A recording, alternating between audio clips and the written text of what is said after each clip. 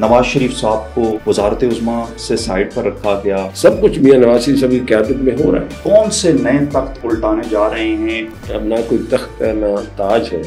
اب تو لوگ تختے کی بات کرتے ہیں کہ 8ویں یا 6ٹھی جماعت تک ہمارے گھر میں بجلی نہیں ہے. کلائنٹ آتا ہے اپنی مرضی سے آتا ہے. وکیل ہے, ہم سروس پرووائڈر ہے. میں تو اسلام آباد کے ہاسٹل میں رہتا ہوں. آنیسٹلی میں نے کہا میاں صاحب آپ کو نہیں آنا چاہیے. سینٹ کا میدان چن لیا. میں تو ہر دفعہ MNA کی درخواست دیتا تھا اور میں سینیٹر بن جاتا تھا. اس وقت کی پیشن گوئی تو وہ طوطا فال پہ میں تو یقین نہیں کرتا. ایک میرا بھانجا ہے اور آج بھی کھڈے لے لیں. Can IMF topple the governments?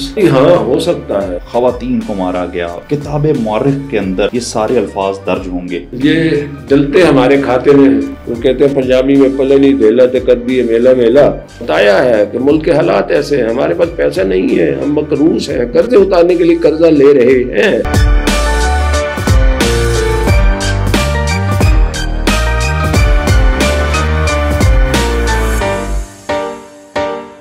السلام علیکم. خبریں ڈیجیٹل کے پوڈ کاسٹ فرنٹ فٹ میں آپ کو خوش آمدید کہتے ہیں, جہاں پر باتیں ہوں گی ناظرین فرنٹ فٹ پر. اور ابھی تک اگر آپ نے ہمارے چینل کو سبسکرائب نہیں کیا تو کائنڈلی سب سے پہلے آپ ہمارے چینل کو سبسکرائب کر لیں اور بیل آئیکن کو ضرور پریس کر لیں. ناظرین, آج کے ہمارے پوڈ کاسٹ کے جو مہمان ہیں بڑی جانی مانی شخصیت ہیں. میں بات کر رہا ہوں رفیق رجوانہ صاحب کی, جو کہ جن کے بارے میں یہ بھی کہا جاتا ہے کہ وہ گورنر پنجاب ہیں, سابق سینیٹر بھی ہیں اور سپریم کورٹ کے سینئر لائر بھی ہیں. سر ویلکم کرتے ہیں آپ کو. شکریہ جناب. کیسے ہیں آپ سر؟ الحمدللہ, آپ لوگ خیریت سے؟ جی جی بالکل ٹھیک ٹھاک. ہماری بہت سی ڈھیر ساری دعائیں آپ کے ڈیجیٹل کے لیے, ڈیجیٹل خبریں فورم کے لیے, اور مرحوم زیاد شاہ صاحب کے لیے, ان کے بیٹے کے لیے. اللہ تعالیٰ انہیں جوار رحمت میں جگہ دے. اچھا رفیق رجوانہ صاحب, یہ بتائیے گا کہ آپ پاکستان مسلم لیگ نون کا حصہ ہیں. اب کون سے نئے تخت الٹانے جا رہے ہیں اور کون سے اب تاج اچھالنے کے لیے جا رہے ہیں؟ سب سے پہلے تو آپ کا پروگرام بہت اچھا ہے, فرنٹ فٹ. اور آج کل وقت فرنٹ فٹ پہ کھیلنے کا ہے, مگر احتیاط سے کھیلنے کا. بالکل ٹھیک ہے, یہ نہ فرنٹ فٹ پہ کھیلیں اور پہلی بال پہ آپ آؤٹ ہو جائیں. ٹھیک ہے. یہاں میرا خیال ہے لوگ کہتے ہیں تخت کی بات کرتے ہیں اور تاج کی بات کرتے ہیں, پرانی باتیں ہو گئی. اب نہ کوئی تخت ہے نہ تاج ہے, اب تو لوگ تختے کی بات کرتے ہیں. تو تختے کے بارے میں بتا دیں. اللہ رحم کرے, لوگوں کی بات کر رہا ہوں. پاکستان میں حکومتیں بنتی, بگڑتی, ٹوٹتی, بنتی, بلکہ توڑتے رہے, بناتے رہے.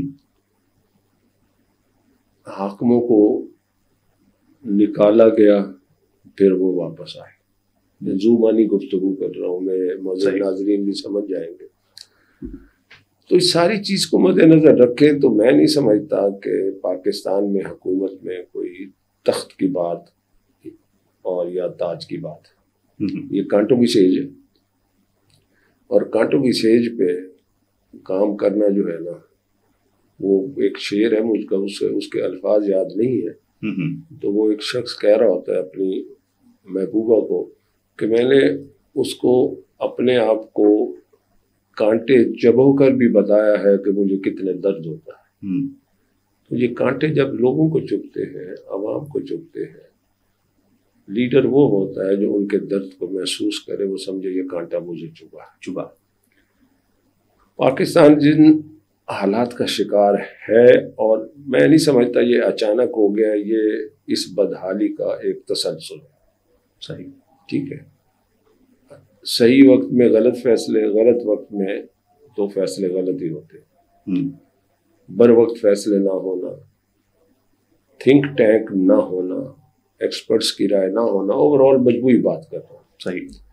تو اب ہم جس نہج پہ پہنچ چکے ہیں اس وقت, میں یہ سمجھتا ہوں ہماری سیاسی پارٹی کی حکومت ہے, اور اس سے پہلے PDM بنی جس کے وزیر اعظم ہم تھے, اور باقی جماعتیں کہتی ہیں کہ ہم تو PDM کا حصہ تھے, حکومت ہماری نہیں تھی, جو کہ عقل سلیم تسلیم نہیں کرتی. صحیح.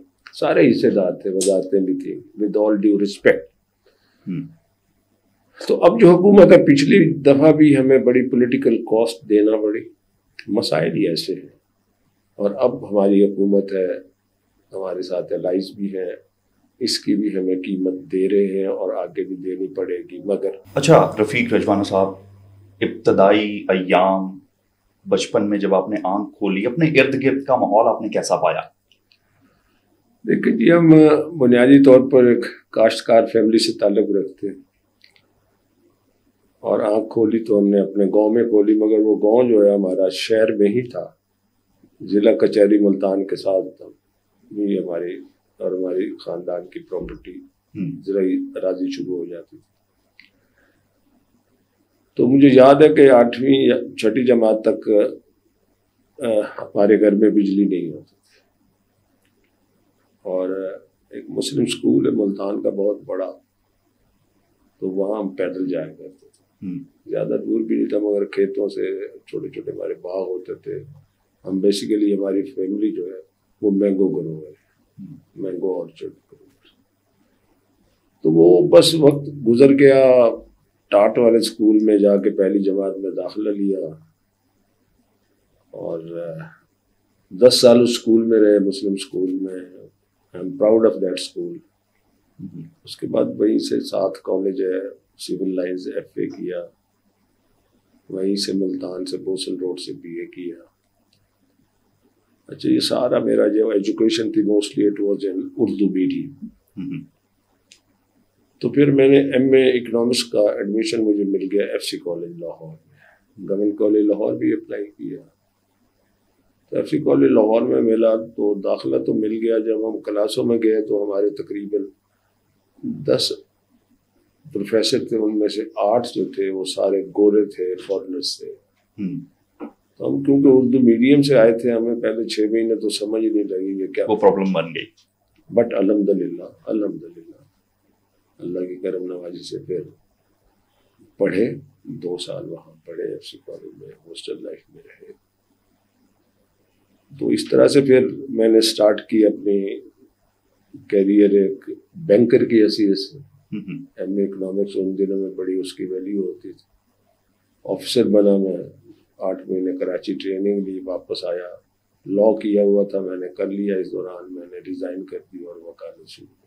صحیح. وکالت کے بعد میں نے 1979 میں پہلا میونسپل کارپوریشن کا الیکشن کونسلر کا ملتان شہر سے لڑا، اور الحمدللہ کامیاب ہو گیا. اس وقت میرا انتخابی نشان پھول تھا. پھر 1985 میں نے، ہمارے میئر ہوتے تھے نواب غلام قاسم خان صاحب مرحوم، بہت بڑے اچھے سیاستدان تھے، بڑے شریف النفس، بہت بڑے خاندان کے تھے. تو وہ میئر تھے، وہ MLA کے کینڈیڈیٹ تھے، میں ان کے ساتھ MPA کا کینڈیڈیٹ تھا. 1985 کا الیکشن لڑا، چند ووٹوں سے ہار گئے. میرے میئر جو تھے نواب صاحب قاسم خان صاحب، وہ بھی چند ووٹوں سے MLA کا الیکشن ہار گئے. وہاں سے پھر سیاسی زندگی بڑھتی گئی. صحیح. 1987 میں ایڈیشنل ڈسٹرکٹ اینڈ سیشن جج بن گیا. مخدوم سجاد حسین قریشی صاحب مرحوم، شاہ محمود قریشی صاحب کے والد صاحب، میری ان سے بڑی نیاز بندی تھی. انہوں نے مجھے انڈکٹ کرا دیا میری خواہش کے بغیر. خیر مجھے جانا پڑا. 2 مہینے میں نیپا لاہور میں ٹریننگ میں رہا، اور پھر 2 مہینے میں بہاولپور میں نے کورٹ کیا، اور 2 مہینے کے بعد میں نے استعفیٰ دے دیا. تو جس دن استعفیٰ دیا تو میں بہاولپور بار میں گیا، تو گفتگو میں ہی میں نے کہا میں نے آج استعفیٰ دے دیا. صحیح. کیونکہ میں اس وقت ہائی کورٹ کا بڑا پریکٹسنگ لائر تھا، میری بہت اچھی وکالت تھی، میں ادھر خوش بھی نہیں تھا. تو میرے منہ سے ایسے اتفاقاً نکل گیا. 4,000 روپے اس وقت تنخواہ تھی، تو میں نے کہا اس تنخواہ میں ویسے گزارا نہیں ہوتا. تو وہ لفظ جو ہے نا، وہ قابو آ گیا صحافی حضرات کے. صحیح. اس پر نذیر ناجی مرحوم نے سر راہ پہ کالم لکھا. کبھی خان نے اس پر گزارا نہیں ہوتا ڈرامہ بنایا. اچھا. پھر میرے محسن سینئر جج ہوتے تھے ہائی کورٹ کے, کئی وہ کہتے تھے اسی بے ایمان ہے, تیرا گزارا نہیں ہوتا تو ساڈا کیویں ہو رہا. بہرحال یہ ایک تاریخی باتیں ہیں, بڑی مزیدار باتیں ہیں. بالکل ایسے. اچھا, طالب علمی کے زمانے میں ہمارے سننے میں آتا ہے اسٹوڈنٹ فیڈریشن کا حصہ تھے, وہ کیسا ٹائم تھا؟ میں کچھ اسٹوڈنٹ فیڈریشن میں پولیٹیکل جو ہے نا ایجوکیشنل انسٹیٹیوشن میں اپنی تعلیم پر زیادہ توجہ دیتا تھا, اور کوئی اسٹوڈنٹ کی یونین بازی میں سپورٹ کرتے تھے. میں نے ایک دفعہ شاید جوائنٹ سیکرٹری کا الیکشن لڑا, مجھے یاد نہیں پڑتا ہے ایف اے میں. Otherwise I was not can in student politics. اچھا, نوجوانی میں کسی نہ کسی حسینہ کے زلفوں کے تاثیر ہوئے ہوں گے, اب آپ چھپا لیں تو وہ ایک علیحدہ بات ہے. دیکھیں اس کو چھپانے سے بھی کوئی فائدہ نہیں ہے. تو ڈر انسان کو ہوتا ہے اپنی اہلیہ سے. انفارچونیٹلی ان کو 3 سال ہو گئے وہ دعوے میں فارغت دے گئی. تو اس وقت ہم اس طرح کے ماحول میں تھے, وہاں نہ کوئی محبت کا تصور تھا, نہ حسینہ کا تصور تھا. زلفیں تو بات کی بات ہے. جی. اچھا, کیا سمجھتے ہیں کہ اس زمانے میں جو بھٹو صاحب کا طوطی بولتا ہے اس حوالے سے کہ پیپلز پارٹی کے ساتھ جو قربت تھی یا مراسم تھے وہ کیسے تھے؟ دیکھیں جی, میں ایف اے میں پڑھتا تھا, بھٹو صاحب پہلی دفعہ ملتان آئے. جب بھٹو صاحب انہوں نے استعفیٰ دیا کابینہ سے اور پولیٹیکل لائف شروع کی. صحیح. تو ہم ان کے دیوانے تھے, اسٹوڈنٹ تھے ہم. تو ہم نے ان کے ساتھ ٹریول کیا, مظفر گڑھ, کبیر والا, جہاں جہاں جاتے تھے ان کے ساتھ ہم جاتے تھے. ان کے بڑے قریب رہے. بڑی انٹرسٹنگ بات ہے, مصطفیٰ خیر صاحب کا گھر تھا ملتان کنٹونمنٹ میں. تو وہاں فوٹوگرافی ہو رہی تھی بھٹو صاحب کے ساتھ. تو ہم دوست تھے, ہم نے کہا یار فوٹو کھنچوائیں. تو پھر ہم نے سوچا یار یہ اپوزیشن کا کام ہے, فوٹو کھنچواؤں میں گرفتار ہو جاؤں. تو بھٹو صاحب کے ساتھ ہم چلتے رہے. وہ آئیڈیل لیڈر تھے ہمارے. پھر پیپلز پارٹی میں اتنے رہے تو نہیں, مگر بے نظیر کے ساتھ بھی چلتے رہے. یہ بڑی پرانی بات ہے, 80s کی بات ہے. اچھا, یہ بتائیے گا باقی پنجاب کی نسبت جو ہے پورے, اگر میں ملتان کی بات کروں تو وہاں پر بیلٹ میں سیاست کس بنیاد پر آپ دیکھتے ہیں؟ ملتان بلکہ جنوبی پنجاب کو آپ دیکھ لیں. جی جی. ملتان جنوبی پنجاب کا حصہ ہے, اور ملتان کی سیاست جنوبی پنجاب کی سیاست کو ڈپکٹ کرتی ہے, عکاس ہے اس کی. ملتان کی سیاست یا جنوبی پنجاب کی سیاست جاگیرداروں اور وڈیروں کے ہاتھ میں تھی, اور اب بھی تقریباً ہے بعض جگہوں کے علاوہ. اس کی ایک وجہ یہ بھی تھی اور ہے کہ ان کی بڑی بڑی ہولڈنگز ہیں اور زمینیں ہیں. گوز رہی اصلاحات کے بعد کم ہو گئی ہے, مگر اس کے باوجود ان کا اپنا اثر رسوخ ہے اور اثر رسوخ تھا. اب انفارچونیٹلی جاگیردارانہ نظام کو, فیوڈلزم کو ایک مینٹل سٹیٹ ہوتی ہے, ایک دماغی کیفیت ہوتی ہے, اس کے ساتھ موازنہ کریں تو کچھ تو لوگ اس کیفیت میں ہوتے ہیں تو تھوڑے جابر بھی ہوتے ہیں. ورنہ میں نے دیکھا ہے, میں اس پروفیشن میں تقریباً کوئی لینڈ لارڈ بڑا ایسا نہیں ہوگا جس کے زرعی اصلاحات کے مقدمات نہ کیے اور سیاستدانوں کے مقدمات نہ کیے ہوں. سارے کائنڈ ہارٹڈ ہیں, اپنے وسیب کا, اپنی رعایا کا بڑا خیال رکھتے ہیں. شہروں کی پولیٹکس کچھ لسانی بنیادوں پہ انفارچونیٹلی ہوتی ہے, اور وہ انتہائی افسوسناک بات ہے. اچھا, ابھی جیسے آپ ذکر کر رہے ہیں جنوبی پنجاب کے حوالے سے, تو جنوبی پنجاب کو ایک صوبے کا درجہ دینے کے لیے ابھی تک جو ہے کوئی خاطر خواہ اقدام ہمارے سامنے نہیں آ رہا ہے, حالانکہ آپ گورنمنٹ میں ہیں. اس کا بھی ایک پس منظر ہے, میں اب آپ سے عرض کروں. سب سے پہلے آپ کو یاد ہوگا کہ صوبہ ملتان اور بہاولپور کی قرارداد صوبائی اسمبلی میں ہمارے دور حکومت میں ہوئی تھی. صحیح. اور مرکز میں ایک موو چلی تھی, قرارداد آئی تھی کہ جنوبی پنجاب کا صوبہ بنایا جائے.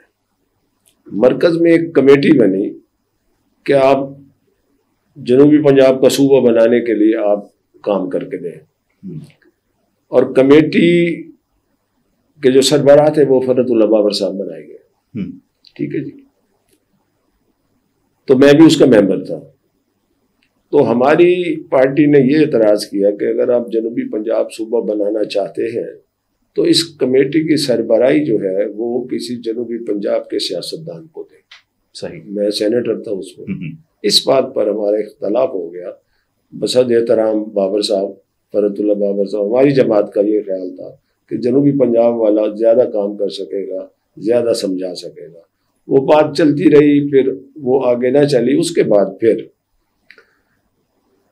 میں سینیٹر تھا, 2012 کی بات ہے, 12-13 کی بات ہے, جب دوسری دفعہ سینیٹر بنا تو میاں شہباز شریف صاحب اس وقت وزیر اعلیٰ تھے. انہوں نے ایک کمیٹی بنائی ایمپاورمنٹ آف ساؤتھ پنجاب. یہ بڑی اہم بات کر رہا ہوں میں کہ بنیاد جنوبی پنجاب کے صوبہ یا سیکریٹریٹ یا منی سیکریٹریٹ کی کس نے رکھی؟ صحیح. ایمپاورمنٹ آف ساؤتھ پنجاب کی ایک کمیٹی بنائی جس میں ہمارے علاقے کے ایم این اے, سینیٹرز, کچھ ریٹائرڈ ججز, کچھ ریٹائرڈ بیوروکریٹس سے, اور میں اس کمیٹی کو ہیڈ کر رہا تھا. اس وقت کے additional chief secretary focal person تھے. تمام پروونشل سیکرٹریز جو ہیں وہ ہماری اس کمیٹی کے ممبر تھے. ہم نے بڑا کام کیا, بہت کام کیا. ملازمین کی لسٹ بنائی, فصلوں کی, پانی کی, سارا کچھ. ہم نے پھر ایک ریکمنڈیشن دی کہ ایک منی سیکریٹریٹ ٹائپ آپ بنا دیں جس میں اسپیشل سیکرٹریز بٹھا دیں جنوبی پنجاب میں, اور ان کو اختیارات دے دیں کسی گریڈ تک اور کسی اماؤنٹ تک, تاکہ ہمارے رجحان سے, راجن پور سے, ڈیرہ غازی خان سے, چشتیاں سے, فورٹ آباد سے, صادق آباد سے جو لوگ آتے ہیں, آپ جا کے دیکھیں سیکریٹریٹ میں لیڈی ڈاکٹر دھکے کھا رہی ہے, استانیہ دھکے کھا رہی ہے, استاد دھکے کھا رہا ہے. تو ان کا کام وہیں ہو جائے گا, دن کو آئے گا اور شام کو گھر چلے جائیں. ساتھ ہی بورڈ آف ریونیو کے ممبر بٹھا دیں, کمیشن کے دفاتر کھول دیں. یہ ہمارا برین چائلڈ تھا. صحیح. وہ میں نے بنا کے دے دیا. تو وقت گزر گیا. کچھ عرصے کے بعد مجھے شہباز شریف صاحب نے کہا, ڈوان صاحب وہ آپ نے وہ بنایا تھا امپاورمنٹ آف ساؤتھ پنجاب کا کانسیپٹ, تو آپ نے کہا تھا ایک منی سیکریٹریٹ ہوگا, تو اس کی پبلسٹی بھی بہت ہو گئی.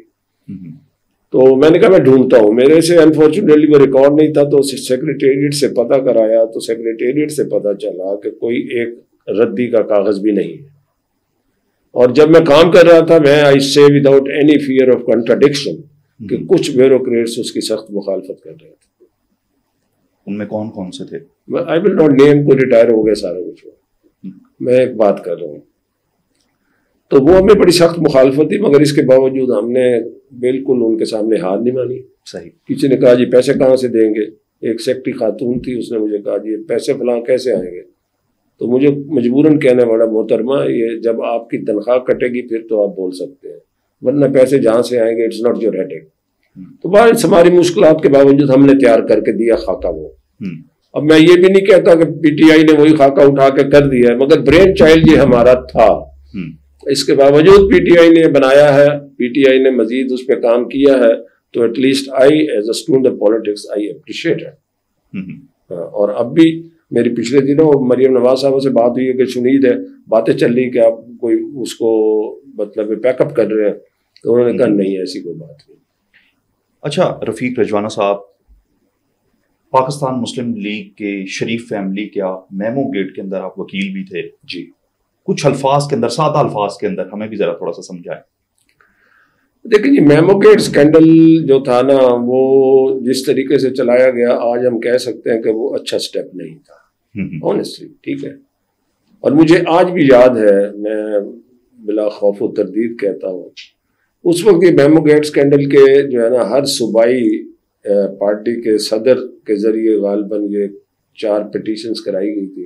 تو میں صوبہ کے پی کے اس وقت ہمارے صدر تھے اپنا, یا سیکرٹری تھے اس وقت اقبال ظفر جھگڑا صاحب, جو گورنر بھی رہے, تو میں اس کیس میں وکیل تھا. تو میاں صاحب بھی اس دن تشریف لائے. آپ کو پتہ پھر بڑا یہ تنقید ہوئی کہ میاں صاحب کیوں گئے کالا کوٹ پہن کے. آئی واز دی اونلی مین, میں ان کو ریسیو کرنے گیا, اور بھی وکلاء محترم تھے پہلی تاریخ میں میمو گیٹ پہ. تو میں نے میاں صاحب کے کان میں آنیسٹلی میں نے کہا, میاں صاحب آپ کو نہیں آنا چاہیے تھا. اس کی ریزن یہ تھی کہ ایک ہے روٹین میں آپ نے کر دیا, اس شوز اوور انٹرسٹ, یہ پولیٹیسائز ہو جائے گی, اور آپ اگر اپنی یادداشت پہ زور دیں تو یہ باتیں پھر ہوئی. ٹھیک ہے. اور اس کے بعد وہ میمو گیٹ اسکینڈل کہاں گیا اور کیا ہوا اور کیا. ٹھیک ہے. اچھا, الیکٹورل سیاست کا حصہ بننے کے بجائے سینٹ کا میدان چن لیا, زیادتی نہیں ہے؟ It was not my choice. یہ میاں صاحب نے خود مجھے کہا جی کہ آپ کی ہمیں سینٹ میں ضرورت ہے. میں تو ہر دفعہ ایم ایل اے کی درخواست دیتا تھا اور میں سینیٹر بن جاتا تھا.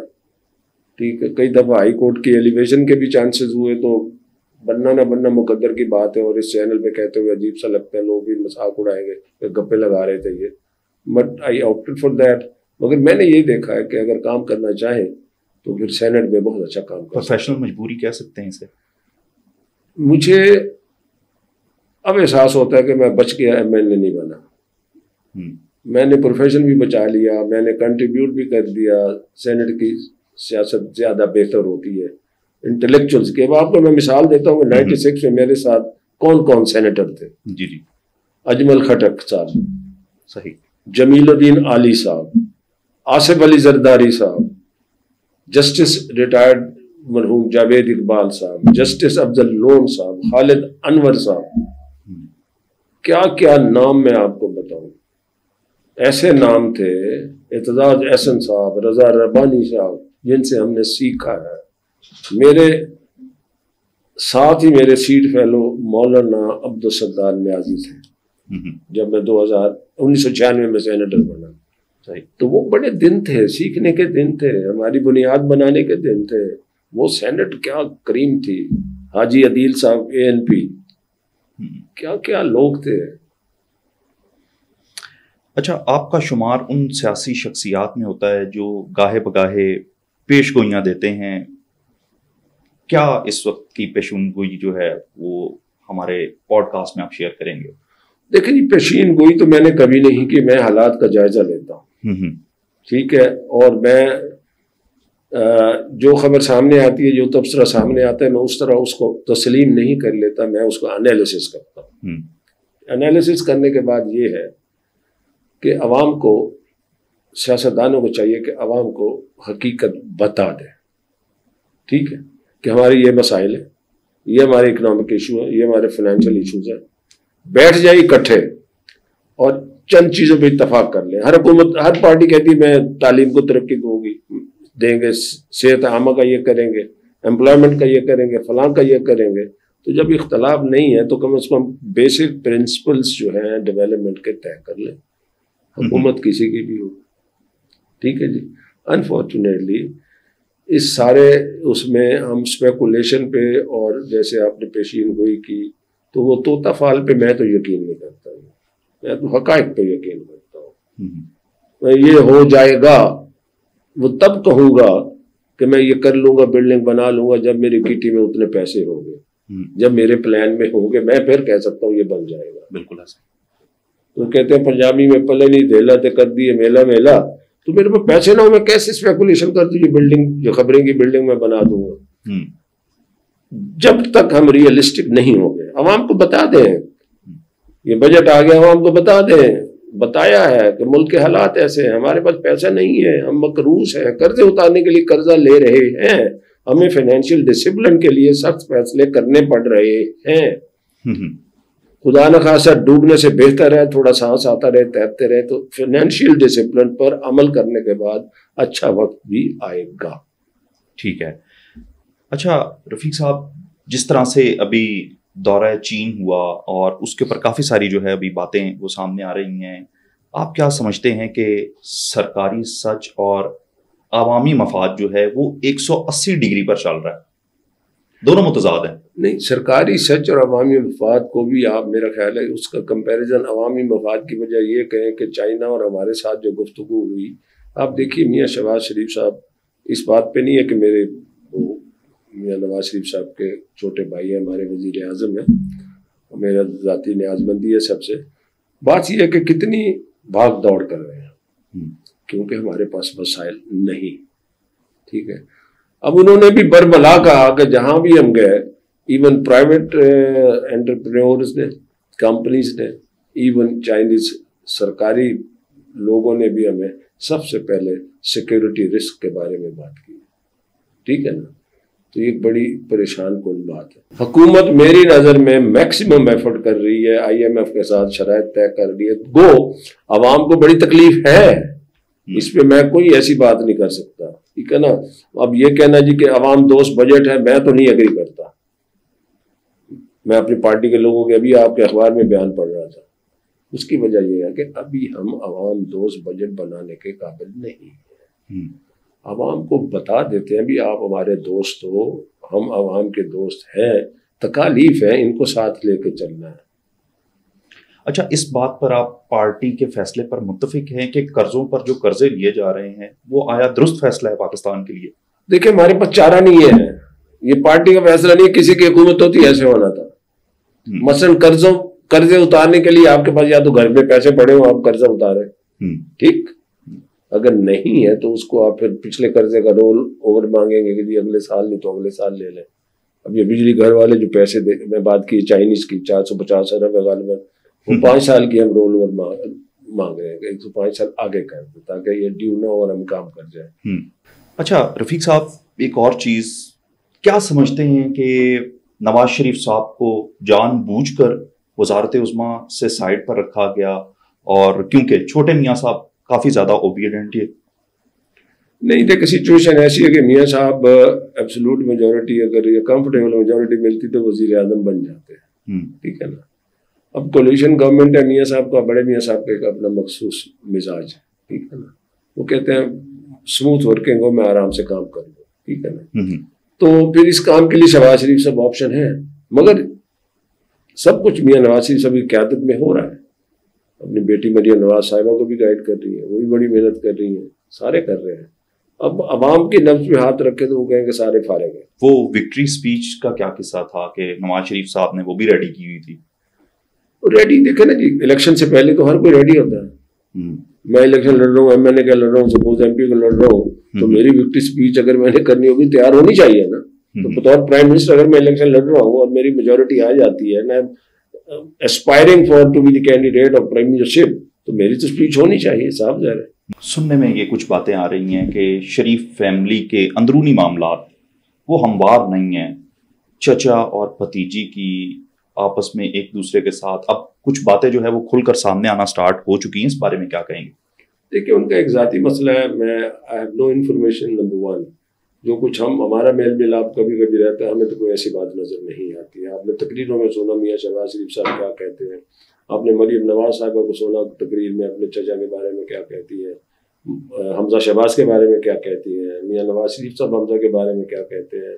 آپ دیکھیں میاں نواز شریف صاحب کی رواداری دیکھیں, شاہد خاقان صاحب ناراض ہیں, ٹھیک ہے نا, مگر انہوں نے ان کی استقامت کو خراج تحسین پیش کیا. پارٹی بھی وہ بنانے جا رہے ہیں, وہ ان کی اپنی ایک سوچ ہے. میں یہ کہہ رہا ہوں کہ میاں صاحب مشکل وقت میں جو لوگ کھڑے رہے ہیں ان کے دل میں قدر ہے. اچھا, پاکستان آئی ایم ایف کے شکنجے سے نکل پائے گا یا نہیں نکل پائے گا, کیونکہ اب ہم بڑھ رہے ہیں ایک اور قسط کی طرف بھی؟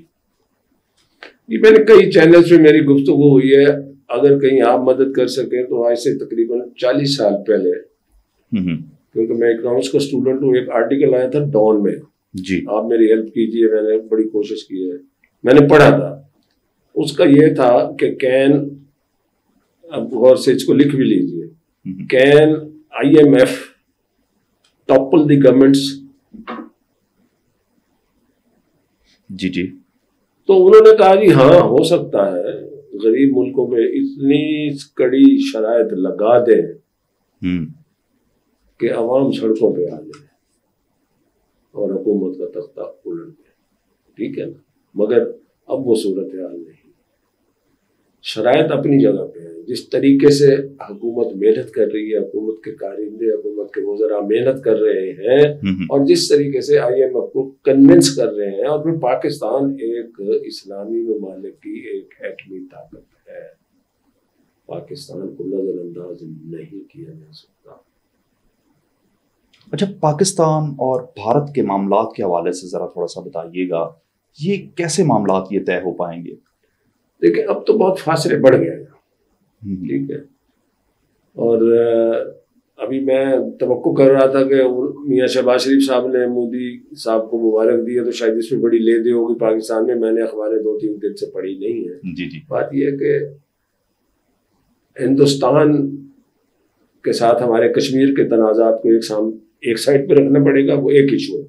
اس کے ساتھ کام کرنا, تجارت کرنا اور ایشو ہے, ٹھیک ہے نا. آپ تائیوان کو دیکھ لیں, آپ چائنا کو دیکھ لیں, بھارت کو دیکھ لیں, تجارت تو کر رہے ہیں, ٹھیک ہے, اور باقی گفت و شنید میز پہ بیٹھ کے بھی ہو سکتی ہے. صحیح. مگر کشمیر کاز جو ہے بڑے عرصے سے کمزور ہو گیا. اچھا رفیق رجوانہ صاحب, نون لیگ نے پاکستان میں فلسطین کے حق میں آواز اٹھانے پر پابندی کیوں لگائی ہے؟ حالانکہ دیکھا جائے تو وہاں پر چاہے جو بھی کمیونٹی ہو, انسانیت پر تو بات کرنی چاہیے. پابندی نہیں لگائی. دیکھیں اب میں عموماً اسلام آباد آنا جانا پڑتا ہے, تو میں کل ہی دیکھ رہا تھا کہ کئی دنوں سے وہ ڈی چوک پہ کچھ لوگ بیٹھے ہیں فلسطین کے حق میں. ڈی چوک کے ساری سڑکیں بلیو ویلی کی طرف جانے والی بند ہیں. ہم بھی اوپر سے گھوم کے جانتے ہیں. کوئی اس کی آواز کو تو کوئی دبا ہی نہیں سکتا ہے. یہ تو دل کی آواز ہے. یہ تو بندہ ٹی وی دیکھ رہا ہو اور ان کے ظلم دیکھ رہا ہو, ان کے میسکر دیکھ رہا ہو, تو بندے کی آنکھوں میں آنسو آ جاتے ہیں. بالکل ایسا. بندہ دیکھ نہیں سکتا, ٹی وی بند کر دیتا ہے, وہ بچوں اور پر اللہ کی طرف دیکھتا ہے, یا اللہ کیا ہو رہا ہے. میں بات کر رہا ہوں, میں خود جذباتی ہو گیا ہوں, یا اللہ اسی انسانیت میں اتنا ظلم ہو رہا ہے, یا اللہ تیری ذات کیوں خاموش ہے. نعوذ باللہ. ہم یہی کہہ جاتے ہیں کہ معصوم بچے ہمارے, ہمارے گناہوں کی شامت ہے. یار گناہ ہمارے ہیں, معصوم بچوں کو کیا گناہ ہے؟ ہسپتالوں میں بمباری, کیا کچھ بمباری, اور لوگوں کو اپنی اپنی سفارتی سیاسی مسلط آمیزی کی وجہ سے فلسطین مار کھا, فلسطین میں قتل عام ہو رہے ہیں انسانیت. بالکل ایسا ہے. اچھا اگر کمپیریزن میں کروں, فار ایگزامپل میاں صاحب کا میڈیکل اور جلا وطنی, پھر خان صاحب کی دوسری طرف اگر دیکھا جائے تو پاکستان کے اندر ہی جیل, کیسے کمپیئر دیکھتے ہیں؟ اس کی گفتگو کے دو پہلو ہیں. ایک تو ایک میرٹ پہ گفتگو ہے, دوسری ہے کہ پولیٹیکل مائلیج. ٹھیک ہے جی, میاں صاحب کو جلا وطن کیا گیا, لوگ کہتے ہیں ڈیل کر کے بھاگ گئے. یہ کیسی ڈیل ہے کہ باپ کے جنازے کو کندھا نہ دے سکے, باپ کو تکفین نہ کر سکے. جیل تو وہ مفتی کے بیگم کو بستر مرگ پہ چھوڑ کر باپ اور بیٹی سیدھے آئے اور اڈیالہ جیل میں. ٹھیک ہے, بالکل. میں بطور گورنر, میں اور گورنر کے پی کے, ان کو بھی میں نے ریکویسٹ کیا, ہم دونوں بطور گورنر میاں صاحب سے اور مریم نواز سے جیل میں ملنے گئے. اس ملنے کے بعد ہمیں, مطلب میرا بیٹا الیکشن لڑ رہا تھا, اب اس پہ کیا کہیں, ہم ہار گئے ملتان سے. ٹھیک ہے, تو مجھے ایک فون آیا کچھ دن پہلے کہ سنا آپ اڈیالہ جیل جا رہے ہیں, میاں نواز شریف صاحب سے ملنے. گورنر ہاؤس میں مجھے میرے پرائیویٹ نمبر پہ آیا, تو آپ کا بیٹا الیکشن بھی لڑ رہا ہے. میں نے کہا تو بہتر نہیں ہے کہ آپ کچھ دن کے بعد چلے جائیں. میں نے کہا بات تو آپ کی ٹھیک ہے. میں نے فون بند کیا, میں نے کہا اب تو 100% جا رہے تھے, اب 200% جانا ہے. یہ گورنر ہی تو 4 دن کے, میرا لیڈر اندر ہے جیل میں ہے, اس کی بیٹی اندر ہے جیل میں ہے, تو ایک مطلب ہے کہ خیر سگالی کے طور پہ جانے کا دل مانگتا ہے. اور ہم لوگ گئے. یہ نہیں کہتا کہ ادھر جانے کی وجہ سے مجھے ہرا دیا گیا, مگر میں آپ کو یہ بتا رہا ہوں کہاں کہاں رکاوٹیں ڈالی جاتی ہے. خان صاحب جیل میں ہیں, ان کے مقدمات ہیں, ان کا میرٹ پہ فیصلہ ہونا چاہیے. ٹھیک ہے جی, ان پہ زیادتی نہیں ہونی چاہیے, ورکرز پہ زیادتی نہیں ہونی چاہیے. دیکھیں مثلا میں یاسمین راشد کی بات کرتا ہوں, اب مجھے نہیں پتا ان کے وکیل کیا کریں کہ ابھی تک ان کی ضمانت نہیں, لیکن خاتون تو دبنگ ہے. میں کہتا ہوں یہ کمال ہے. سیاسی نظریات اپنی جگہ پہ, بڑے بڑے کے اصحاب ٹوٹ جاتے ہیں. دیکھیں کتنے کتنے بندے کیسے آئے, پھر کیسے روپوشی ختم ہو گئی ہے پوری پہ. ایز اے پولیٹیکل ورکر بات کر رہا ہوں میں, as P M L N بندہ نہیں بات کر رہا ہوں. جی جی جی بالکل ٹھیک ہے نا, بیکاز میں I owe to the nation to myself کہ میں جو بات ہے صحیح حقائق کی بنیاد پر کروں. ٹھیک ہے, مگر ایک بات ضرور ہے کہ جب اداروں پہ حملے ہو گئے, 9 مئی کا واقعہ ہوگا, وہ کہتے ہیں جھوٹ ہے, سپوز کچھ تو حقیقت ہے, بہت زیادہ حقیقت ہے. ٹھیک ہے, اس طرح سے خان صاحب کہتے تھے کہ میں بل پاس کرواتا تھا تو مجھے باجوہ صاحب کو کہنا پڑتا, پھر وہی باجوہ میر جعفر ہو گئے, پھر وہ کہا امپائر کی انگلی اٹھ گئی, پھر وہ کہا کہ آئے مجھے بچائے, نیوٹرل تو جانور تکنا ہوتا ہے. میں کرٹیسائز نہیں کر رہا, سائفر بھی آ گیا اسی میں اس پہ یاد دہانی کرا رہا ہوں کہ جذباتی طریقے سے اگر آپ قوم کو پیچھے لگا لیں گے, سوشل میڈیا کا کیا حال ہو گیا ہے, جذباتی لوگ ہمارے دوست ٹھنڈے دل کے دوست جو پی ٹی آئی میں ہیں ہمارے ساتھ گفتگو کرتے ہیں، بس لگتا ہے ابھی لڑ پڑیں گے، ہم اپنی جان چھڑا کے ٹاپک کلوز کر دیتے ہیں. یہ جو جذباتی کیفیت ہے نا، مقبولیت اپنی جگہ پہ ہے بالکل ٹھیک ہے، مگر مقبولیت کے ساتھ آپ نے راستہ بھی تو بنانا ہے. لوگ کہتے ہیں مقبولیت ہے قبولیت نہیں ہے، میں قبولیت کی بات نہیں کرتا، وہ اسٹیبلشمنٹ کی طرف جاتی ہے. آپ کو اللہ تعالیٰ نے پیسے دے دیے، 2 ارب روپے آپ کے پاس ہے، اللہ کرے آ بھی جائے آپ کے پاس، تو اس کے خرچ کرنے کا سلیقہ تو ہونا چاہیے. بالکل. تو پاپولیرٹی کو کیش کرانے کا طریقہ، ووٹ تو لے لیے، آرام سے چلو. یہ ملک اس تضاد کا، اس جھگڑے کا متحمل نہیں ہو سکتا. اقتدار لے لے متحمل نہیں ہو سکتا. اچھا، کیا سمجھتے ہیں خان صاحب جو ہے اس وقت ایک طاقت کا منبع بھی ہیں، اور اس کے ساتھ ساتھ اگر میں بات کروں تو کسی بھی سیاسی پارٹی کو خاطر خواہ نہیں لے کر آ رہے ہیں. وہ یہ سمجھ رہے ہیں، جو میری انالیسس ہے، کہ اینٹی اسٹیبلشمنٹ بیانیاں جتنے، اب تو خیر اس سے ہٹ رہے ہیں، اینٹی اسٹیبلشمنٹ بیانیاں لو تو عوام خوش ہوتی ہے، اور واقعی خوش ہوئی ہے، ان کے ساتھ ہولی ہے، ٹھیک ہے نا. اب پھر آ گئے علوی صاحب کہتے ہیں کہ ہم تو مالکوں سے بات کریں گے، ٹھیلے والے سے بات نہیں کریں گے. مجھے سن کے افسوس ہوا کہ جو پارلیمنٹ بیٹھی ہے وہ ٹھیلے والے ہیں. میرے محترم ہے، مہربان ہے، نیاز بندی ہے میری. تو اب بات یہ ہے کہ مقبولیت کے زور پر آپ سینسیبلی چلیں، ماڈریٹ طریقے سے چلیں. مقبولیت کو کیش کرانا ہے، پیسے کو جو آپ کے پاس مقبولیت کا کیش ہے، بینک بیلنس ہے، اس کو اس طرح نہ استعمال کریں کہ کل کو آپ بینک کرپٹ ہو جائے. صحیح.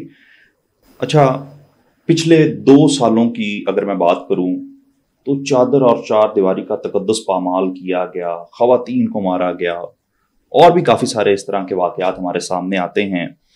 تو یہ انسانی حقوق کا جو ہے ایک ریکارڈ بن چکا ہوا ہے، اور کتاب مورخ کے اندر یہ سارے الفاظ درج ہوں گے. تو یہ کس کے کھاتے میں ڈالے جائیں گے؟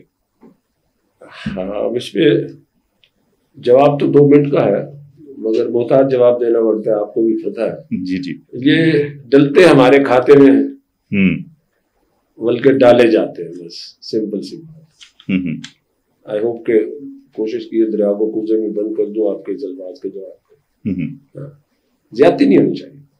پولیٹیکل ورکر ہے، زیادتی نہیں ہونی چاہیے، جلد سے جلوس پہ زیادتی نہیں ہونی چاہیے. ہاں، جرم کیا، جنہوں نے جرم کیا ہے، they should be taken to task, they should be brought to justice. ان کے ساتھ جو بھی ہے عدالت کاروائی کرے، عدالت فیصلہ کرے. اچھا، کچھ تھوڑے سے تلخ حقائق بھی ہمارے سامنے آتے ہیں، اور آپ پر الزام عائد ہوتا ہے کہ آپ نے سیاست ذاتی مفادات کے لیے کی ہے. اس کے اندر کیا صداقت ہے؟ میری بارے میں؟ جی بالکل. میری بارے ذاتی مفادات تو تب وہ میں نے کوئی اس سے جائیداد بنائی ہو، میں نے اس سے کوئی بینیفٹ لیا ہو، میں نے کوئی اس سے بڑی بڑی کمپنیوں کو لیگل ایڈوائزری شپ لی ہو، ٹھیک ہے جی. الحمدللہ میں تو اب بھی میں جاتا ہوں اسلام آباد، میری انٹائٹلمنٹ ہے. کبھی 6 مہینے کے بعد میں گورنر ہاؤس کے انیکسی میں مجھے کمرہ مل جائے، ادروائز میں تو اسلام آباد کے ہاسٹل میں رہتا ہوں، ٹھیک ہے نا جی.